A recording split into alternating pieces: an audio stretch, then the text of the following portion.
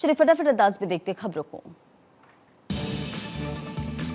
प्रधानमंत्री मोदी ने महाराष्ट्र को दी 11,200 करोड़ की सौगात। कई परियोजनाओं का किया उद्घाटन और शिलान्यास। पुणे मेट्रो के पहले फेज का भी किया उद्घाटन। मन की बात में बोले पीएम नरेंद्र मोदी, कहा एपिसोड भावुक करने वाला। 3 अक्टूबर को मन की बात को 10 साल पूरे होंगे।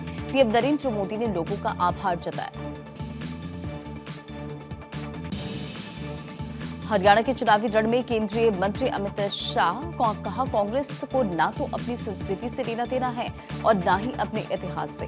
इनको सिर्फ अपने परिवार से मतलब है। हरियाणा के बादशाहपुर में अमित शाह की चुनावी रैली। कहा, जब तक संसद में बीजेपी का एक भी सांसद है तब तक हम आरक्षण को हाथ नहीं लगाने देंगे।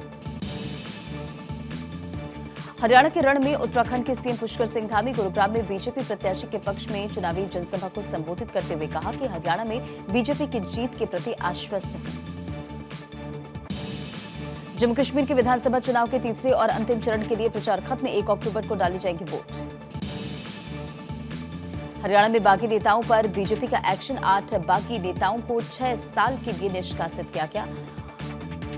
रनिया सीट से निर्दलीय चुनाव लड़े रंजीत चौटाला। गोरखपुर के दौरे पर यूपी के सीएम योगी आदित्यनाथ और हनुमान प्रसाद पोद्दार के 132वें जयंती महोत्सव में शामिल हुए। स्मृति सभा को संबोधित किया।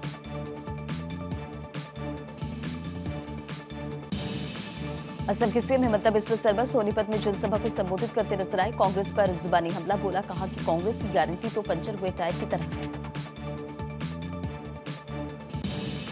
बीजेपी के अध्यक्ष जेपी नड्डा ने रोहतक में चुनावी जनसभा को संबोधित किया। कहा कि हरियाणा में आपके आशीर्वाद से डबल इंजन की सरकार चलेगी। हरियाणा नॉनस्टॉप चलेगा। भारत तीसरी बड़ी आर्थिक ताकत बनेगा। प्रधानमंत्री मोदी ने कांग्रेस अध्यक्ष खड़गे से फोन पर की बात। खड़गे का हालचाल जाना। चुनाव प्रचार के दौरान खड़गे की बिगड़ी थी तबीयत। जम्मू कश्मीर के कठुआ में चुनाव प्रचार के दौरान बिगड़ी थी तबीयत। तमिलनाडु कैबिनेट में बड़ा फेरबदल। सीएम एमके स्टालिन के बेटे उदयनिधि स्टालिन बने उप मुख्यमंत्री। कई और मंत्रियों ने शपथ ली। जम्मू कश्मीर के कुपवाड़ा में सांसद इंजीनियर रशीद की गाड़ी पर हमला। घटना में सांसद इंजीनियर रशीद की गाड़ी का शीशा टूटा। आवामी इत्तेहाद पार्टी के चीफ हैं इंजीनियर रशीद। दिल्ली हाईकोर्ट के मुख्य न्यायाधीश के तौर पर जस्टिस मनमोहन ने ली शपथ। एलजीबी की सक्सेना ने दिलाई शपथ। सीएम आतिशी रही मौजूद।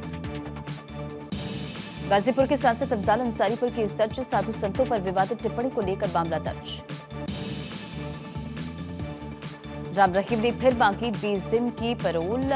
हरियाणा विधानसभा चुनाव से पहले पैरोल मांगी। जेल प्रशासन ने चुनाव आयोग को भेजा आवेदन। सूत्रों के हवाले से खबर। राजस्थान के सवाई माधोपुर में होटल शेर बाग को बम से उड़ाने की धमकी। होटल के अधिकृत आईडी पर मेल कर धमकी दी गई। होटल की प्राथमिक तौर पर ली गई तलाशी।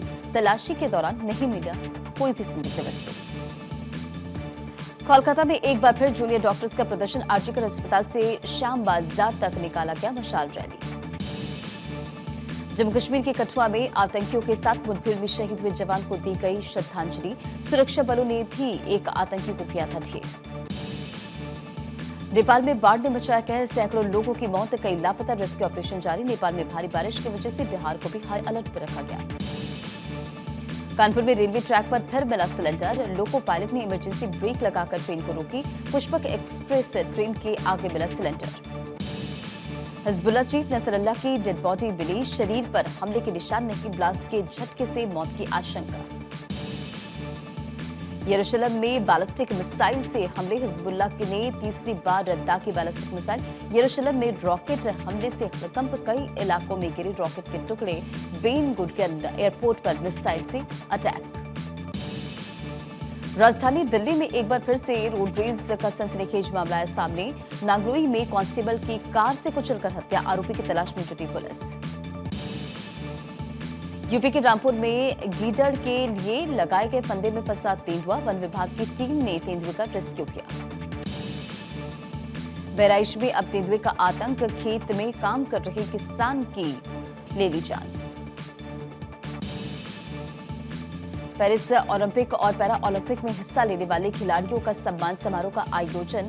रिलायंस फाउंडेशन की चेयरपर्सन नीता अंबानी के घर पर समारोह का आयोजन।